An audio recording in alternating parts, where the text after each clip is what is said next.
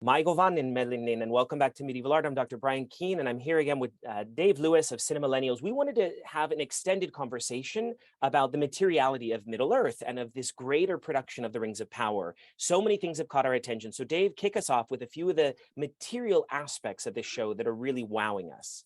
I think they're really amazing in how the costume designers are really amazing in how they're picking little things from different cultures. As you can see behind Brian, we are getting a lot of Byzantine vibes here. We're getting a lot of beautiful archways. We're getting a lot of big domes, as you could see in the back, right above Brian's head, where the palace is, I think. You're getting a lot of really cool things, not only in the architecture, but in the clothing. So we're getting a lot of scale armor on the guardsmen, the knights of Numenor. You're getting a lot of clear-cut notions or clear-cut examples. I have a video on TikTok and a whole bunch of other places where I talk about the historical inspirations behind each and every race in Middle-earth. We're getting classical vibes. We're getting Byzantine vibes. We're getting things all over the Middle Ages. We're getting Gothic vibes as well from a lot of the arms and armor. We're getting a lot of amazing focus on material culture, which is such a focus in the Rings of Power, because hello, rings are a big part of this. The material is a big part of this. And I just love that they're so focused in on it. And they know that this is a major theme in Tolkien's world, whether materials can corrupt or inspire. And I think that's something that's really great about the writing and the visual aspect of the show so far.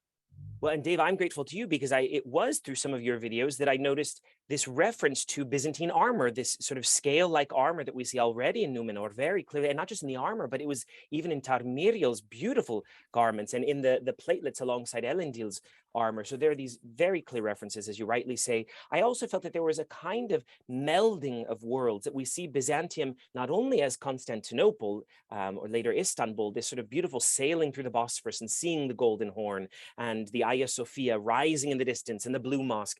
But I was reminded so much of sailing into literally Sicily and seeing the great palaces of Palermo and Cefalu, and then also sailing into Venice and maneuvering through the canals. So there's a lot in the medieval world for the set designers, the production team to draw upon.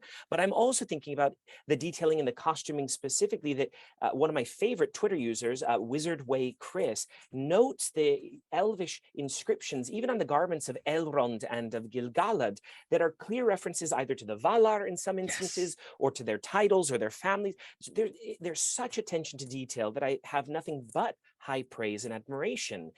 What if we shift to the Dwarven realms? I mean, has anything caught your attention there? Yes, I definitely get Assyrian Babylonian vibes of the giant basses that they have, bass reliefs that they have in the British Museum. Thank you, the British Museum. Yes, in London. Yes, I was like immediately drawn to that because of the beards that they have, the facades of their face. It's fully formed. We're seeing something that people did not think that you could visually recreate in a lot of ways on the screen, and to have it as a real life thing is really cool to see. It is. I love that you mentioned the Assyrian release, because of course that's one of the very powerful references that came to my mind as well. And also the way they're thinking about later styles. I'm noticing strong Art Deco vibes there. Yeah. And then with the elves, I get a really strong Art Nouveau. There's much more sinuous, curvilinear, natural elements. The Forest of Linden with its tapestry allays blew me away, as well as seeing the carved effigies into the trees that reminds me of medieval cathedrals or medieval cemeteries and royal burial plots. So there's so much to work with. And of course, you're sitting in front of the Great Hall of Laws with that wonderful painting or tapestry, not totally sure, both, something like that. But there we see the scrolls. And so I love that some of the communities of Middle-earth are still working with scrolls. That gives us a sense of their antiquity. But then we have the Harfoots who have adopted the codex form. So they're binding their materials, they're traveling. It's much easier to travel with the bound book. So we have so much to look forward to. And then we're going to see the smithing of the Rings of Power. And Celebrimbor will be at the heart of that. So I think we have no shortage of materiality to look forward to.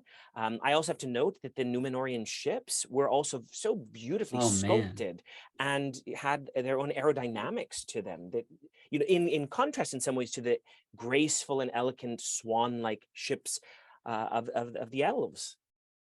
Yeah, I mean, again, we're just hitting the nail on the head where we're driving this point home because they are driving this point home. There are a lot of specific things that go into the thought of every little detail in this show so far. There are, I mean, Elros is here. You know, Elros is the first king of Numenor. He's the founder of Numenor. He's Elrond's brother, as they talk about in the show. So we have a lot of things, like we said before. They have this.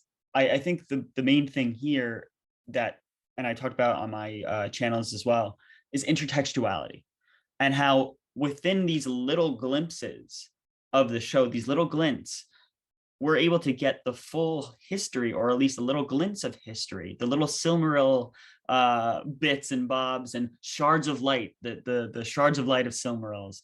We're getting those shards of light because Tolkien, what he does in the books is he references Gil-galad, he references Húrin, he references Beren and Luthien. So we're getting those little glimpses of these things, and Tolkien, and through the material cultures and the architecture, the music, everything is a specific hint to the past, and that's going to make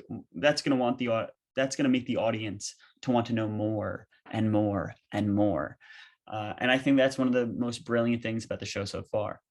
I fully agree, and I look forward to having more of these conversations, because as the world continues to expand and as we're introduced to new regions and peoples and see the plot develop even more, I have no doubt that we'll have a wealth of materials to discuss moving forward. So Dave, thank you again, and Namarie to all those watching.